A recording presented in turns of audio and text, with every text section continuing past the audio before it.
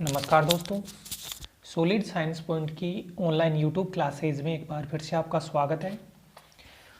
दोस्तों, अपना जो बीएससी पार्ट सेकंड की बात करते हैं अपन, और बीएससी पार्ट सेकंड में अपनी जो बुक चल रही थी वो चल रही थी पीडी वाली, पार्शियल डिफरेंशियल इक्वेशन। ओडी अपन ने कंप्लीट करा दी थी और पीडी में भी काफ़ी मैटर हो गया था। अब मैं आपको पढ़ा रहा था थर्ड ए में एक दो डाउट्स थी, तो मैंने बोला था कि भाई जो ऑनलाइन क्लासेज होंगी उनके अंदर इन डाउट्स का सॉल्यूशन आपको प्रोवाइड करवाया जाएगा। एक थर्ड ए का एग्जाम्पल नंबर 7 है। थर्ड ए का एग्जाम्पल नंबर 7 है, वो देखना आप दोस्तों। दिया गया है कि वह पृष्ठ ज्ञात करो, वह पृष्ठ ज्ञात करो जो अवकल समीकरण, वह पृष्ठ ज्ञात करो जो अवकल समीकरण, और एक अवकल समीकरण दिया है r minus 4s plus 4t बराबर 0। वह पृष्ठ ज्ञात करो जो अवकल समीकरण r minus 4s plus 4t बराबर 0 को संतुष्ट करता है, को संतुष्ट करता है तथा दो सरल रेखाओं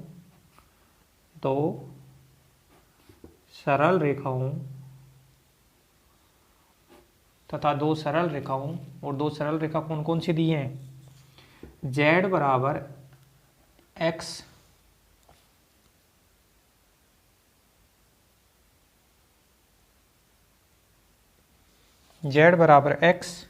बराबर 0 व z माइनस 1 बराबर x माइनस वाई बराबर 0 से गुजरता है। तो ये मैंने क्वेश्चन लिख दिया है, से गुजरता है। दोस्तों, आपको क्या करना है कि एक पृष्ठ ज्ञात करना है जो इस अवकल समीकरण को संतुष्ट करता है और ये दो जो सरल रेखा दी है इनसे गुजरता है। सबसे पहले तो ये जो अवकल समीकरण अपने को दिया है वो पीडी का क्वेश्चन है, इसको सोल्व करेंगे। तो चूंकि गिवन पार्शियल डिफरेंशियल इक्वेशन है, गिवन पार्शियल डिफरेंशियल इक्वेशन जो है वो क्या है? r minus 4s plus 4t बराबर 0। ठीक है, अपन जानते हैं कि भाई r का मान होता है, ये तो स्पेशल नोटिफिकेशन है, del two z upon del x square, minus 4s का मान होता है del two z upon del x del y, और प्लस t का मान होता है del two z upon del y square बराबर 0। अपने क्या किया जाता है कि डेल अपॉन डेल एक्स को तो d मान लिया जाता है और डेल अपॉन जो डेल वाई है उसको d डैश मान लिया जाता है। तो ये जो बना वो d स्क्वायर माइनस का 4d dash plus 4d dash square और बार z बराबर 0। ठीक है, अब कुल मिला के ये जो क्वेश्चन है वो ऐसा बन गया। देखो मैं इधर लिख देता हूँ, एफ डी डैश जेड बराबर some function of phi X Y, ऐसा बन गया। अगर दोस्तों किसी क्वेश्चन में अगर क्वेश्चन आपको ऐसा दिया जाता है और फाई एक्स वाई की जगह 0 है, तो इसका जो सॉल्यूशन होता है जेड बराबर होता है C F plus P I. अगर फाई एक्स वाई का मान 0 है तो पी आई है वो 0 हो जाएगा और जेड बराबर सी एफ हो जाएगा, वही उसका सॉल्यूशन हो जाएगा। जैसे ये क्वेश्चन दिया है तो इसके राइट साइड में 0 है, इसका मतलब फाई एक्स वाई 0 है, फाई एक्स वाई 0 है तो उसका पी आई कितना होगा? 0। इसका केवल सी एफ निकालना है। तो मेरे को यहाँ पे लिखना पड़ेगा सहायक समीकरण। क्या लिखना पड़ेगा? इस समीकरण का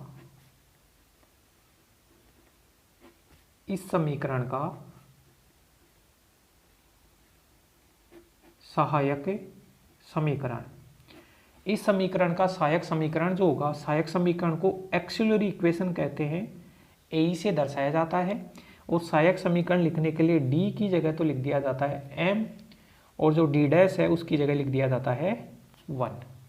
तो रखो भाई इसमें, तो डी स्क्वायर माइनस का डी स्क्वायर मतलब एम स्क्वायर माइनस का 4m, डी डैश की जगह 1 पुट करेंगे और प्लस का 4 बराबर 0। तो इसको कुल मिला के m माइनस 2 का होल स्क्वायर बराबर 0 और m का मान बना 2,2। वास्तविक मूल आया, वास्तविक भी आया और रिपीट कर रहा है, तो मैं कुल मिला के लिख दूंगा z बराबर है, क्योंकि CF PI तो निकलेगा नहीं, z बराबर 5,1 y plus m x y plus 2x और plus x 5,2 y plus 2x। भाई अगर मान लो, मैं यहाँ बता देता हूँ, अगर मान लो मूल m1 और m2 अगर दो मूल आते हैं ना, तो लिखा जाता है फाई बराबर अपना z बराबर लिखा जाता है 5,1 y प्लस m1x और प्लस का 5,2 y प्लस m2x, ऐसे लिखा जाता है। अगर मान लो ये m1 बराबर m2 मूल रिपीट कर जाए तो m1 m2 और यहाँ पे गुणा में क्या आ जाता है, x आ जाता है, और यहाँ पे रिपीट कर रहा है तो 5,1 y प्लस m का मान 2x प्लस x रिपीट कर रहा है इस वजह से x 5,2 y प्लस 2x, ये सॉल्यूशन आया। तो मैं कुल मिला के नेक्स्ट स्लाइड में मैं चलता हूँ। तो अपना सॉल्यूशन आया है z बराबर 5,1 y plus 2x plus x 5,2 y plus 2x, इसको डाल दिया समीकरण नंबर 1। यहाँ पे 5,1 और 5,2, अच्छा दोबारा देख लो, ये क्वेश्चन था, ठीक है आगे बढ़े, और ये मैंने इसका सॉल्यूशन किया। आप स्क्रीनशॉट ले लो या वीडियो को पॉज करके देख लो इसको।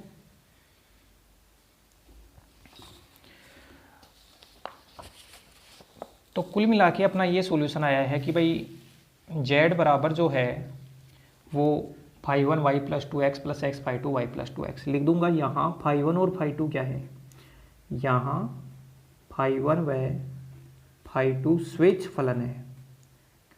क्या है ये, स्वेच्छ फलन है। भाई ODE के अंदर तो आर्बिट्रेरी कांस्टेंट होते हैं, भाई C1 C2 काम में आते थे ना जब ODE अपन ने पढ़ा था, और PDE में आर्बिट्रेरी फंक्शन होते हैं। 5,1 5,2 आर्बिट्रेरी फंक्शन है, इनकी वैल्यू निकालने के लिए आपको कंडीशन देखो ये दी है, तो मैं लिखूंगा। अब देखो भाई z बराबर कोई भी xy का फंक्शन है वो किसके इक्वेशन को दर्शाता है, ये एक पृष्ठ के समीकरण को दर्शाता है। भाई दो वेरिएबल के अंदर इक्वेशन है, दो अननोन है, तो मैं लिखूंगा समीकरण एक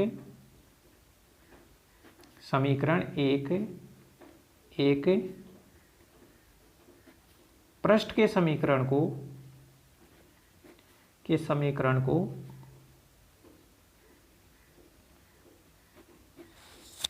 निरूपित करता है। समीकरण जो एक है वो एक पृष्ठ के समीकरण को निरूपित करता है।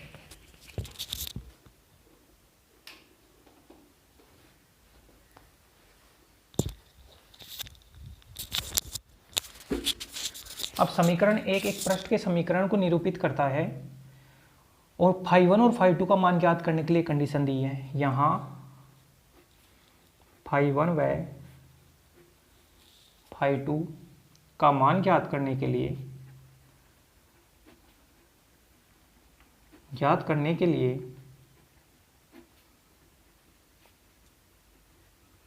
दिया गया है